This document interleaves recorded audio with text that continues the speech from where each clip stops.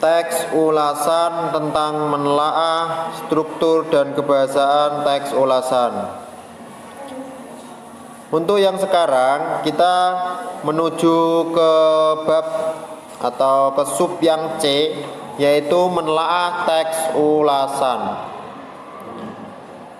yang isinya adalah struktur dan kaidah kebahasaan atau kebahasaan teks ulasan,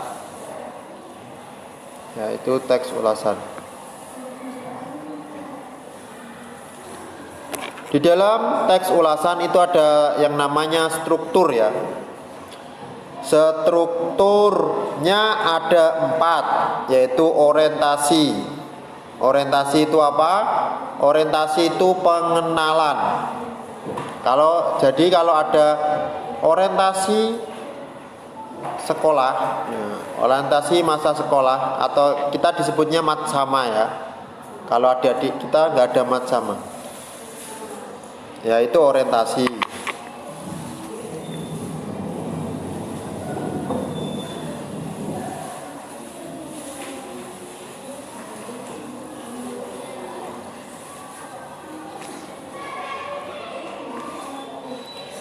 Ini pengenalan.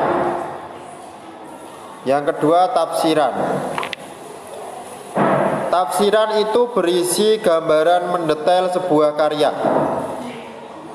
Itu tafsiran.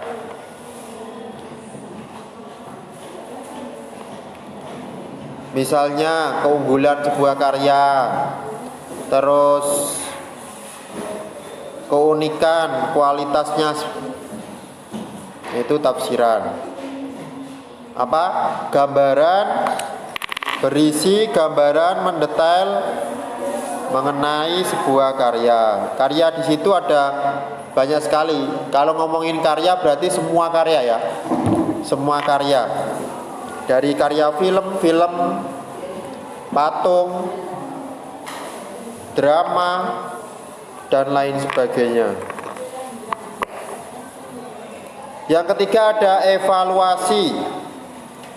Evaluasi berisi pandangan dari pengulas mengenai hasil karya yang diulas. Pandangan dari seorang pengulas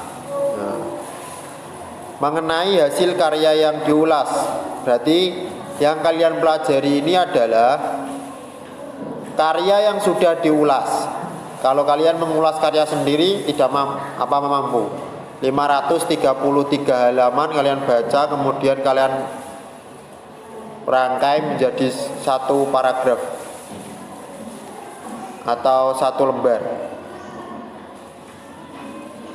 Hal ini dilakukan untuk melakukan yang cukup terhadap hasil karya tersebut. Pada bagian ini penulis akan menyebutkan bagian yang bernilai, yaitu kelebihannya, kekurangan dari suatu karya. Nah, ini evaluasi. Evaluasi isinya adalah penilaian. Penilaian. Di dalam evaluasi ya.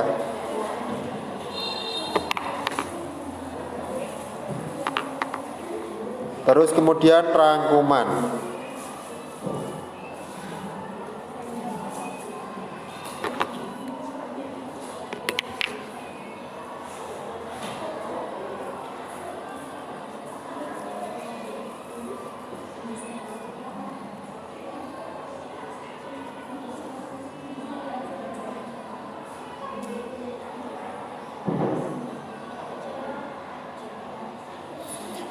Saya ulangi lagi ya.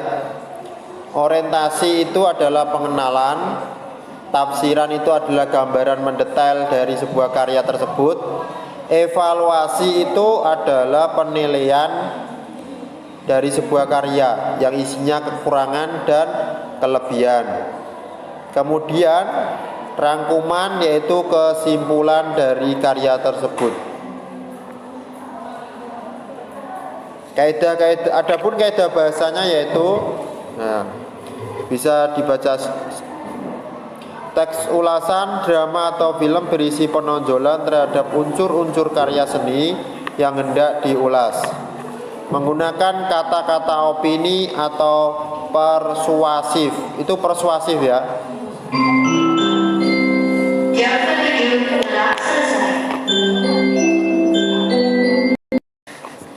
Menggunakan kata opini atau kata persuasif. Kata opini itu adalah kata-kata pendapat, atau persuasif.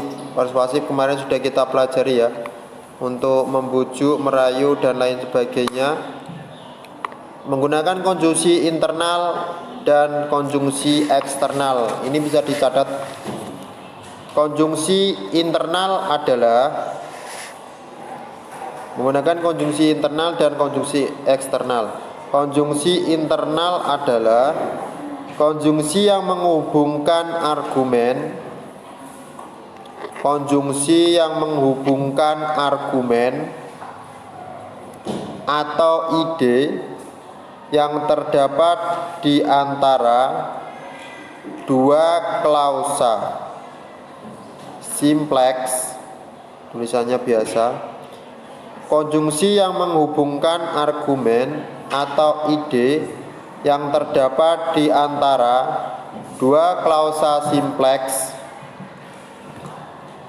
atau dua kelompok klausa.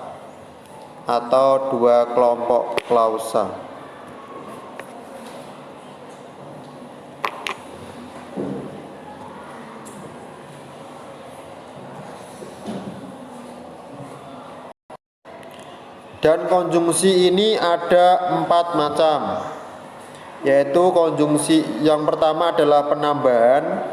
Contohnya konjungsi internal penambahan atau penambahan saja, tulis saja satu penambahan. Contohnya selain itu, di samping itu, lebih lanjut. 2 perbandingan. Contohnya akan tetapi, sebaliknya dan lain-lain. 3 waktu.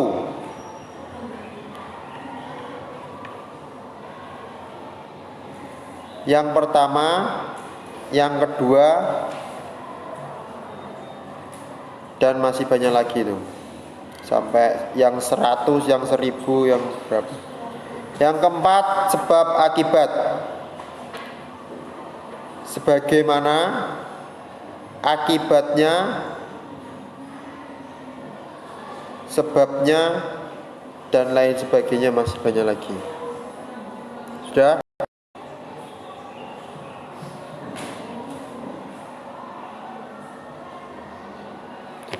Ya, konjungsi eksternal adalah konjungsi yang menghubungkan dua peristiwa, deskripsi benda atau kualitas di dalam klausa kompleks atau antara dua klausa simpleks. Mempunyai kategori. Konjungsi eksternal ini mempunyai 4 kategori juga, seperti internal tadi, yaitu ada penambahan, 1 penambahan, contohnya dan, atau. Yang kedua, perbandingan, contohnya tetapi, akan tetapi, sementara. Yang ketiga, konjungsi waktu, konjungsi eksternal waktu, atau ini ditulis saja waktu. Yang keempat, sebab akibat, hampir sama kalau ini. Waktu, yang keempat sebab akibat. Sudah. Itu menggunakan konjungsi internal dan konjungsi eksternal. Kaidah selanjutnya yaitu menggunakan ungkapan perbandingan, persamaan atau perbedaan. Menggunakan ungkapan perbandingan atau persamaan. Jadi membandingkan hal satu atau hal yang lain itu biasanya menggunakan konjungsi atau tadi. Atau ya. Itu membandingkan atau persamaan. Menggunakan kata kerja material dan kata kerja relasional. Nah, di situ menggunakan kata kerja material dan menggunakan kata kerja relasional. Kata kerja relasional itu seperti memiliki, menduduki, dan lain sebagainya.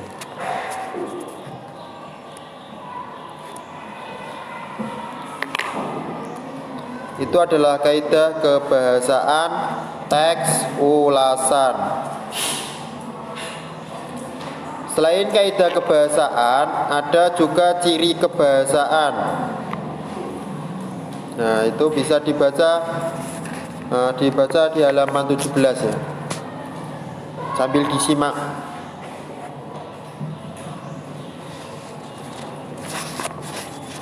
Nanti juga kita bisa nonton filmnya atau kalian nonton sendiri juga bisa. Kalau di YouTube muncul berarti ada di YouTube, kalau nggak ada ya di situs lain. Nanti saya carikan aja. Saya pernah nonton filmnya juga, sudah lama tapi ini. Laskar Pelangi ini 2007 kan berarti sudah lama ya. Filmnya kayaknya 2009 atau 2010 Laskar Pelangi ini.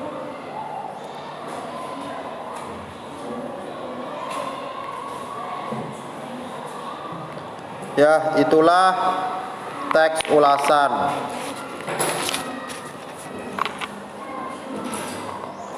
Itulah struktur teks ulasan. Jika kita menelaah teks ulasan, nah di sana ada contoh teks tadi.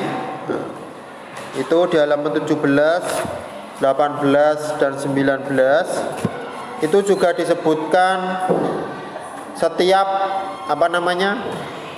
setiap struktur di dalam teks ulasan yang berjudul Laskar Pelangi itu ada contoh teks ulasan bagian tafsiran, bagian evaluasi. Nanti kalau ada soal teks di atas merupakan bagian teks ulasan, jangan bingung menjawabnya. Berarti kalau ngomong bagian itu berarti ada bagian di dalam struktur, yaitu bagian tafsiran, bagian evaluasi, bagian kelebihan atau kekurangan. Tadi apa yang menyebutkan kekurangan atau kelebihan itu berarti masuk di bagian evaluasi.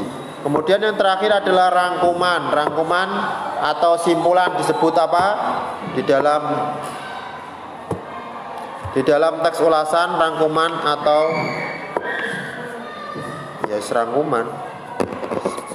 rangkuman atau simpulan. Ya, ingat-ingat ya.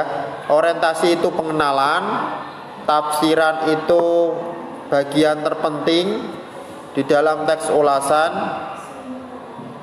Terus evaluasi itu adalah bagian penilaian yang isinya kekurangan atau kelebihan karya.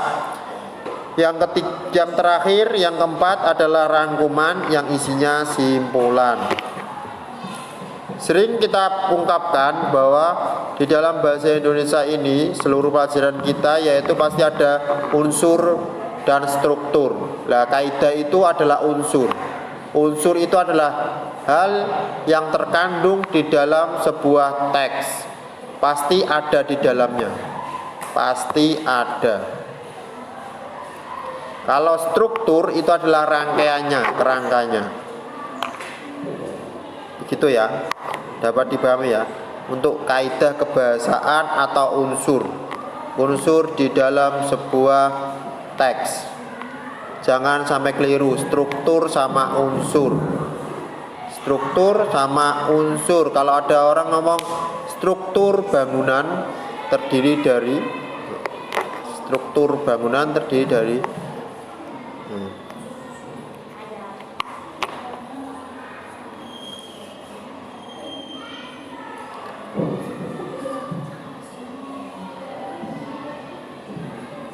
Sekian, terima kasih.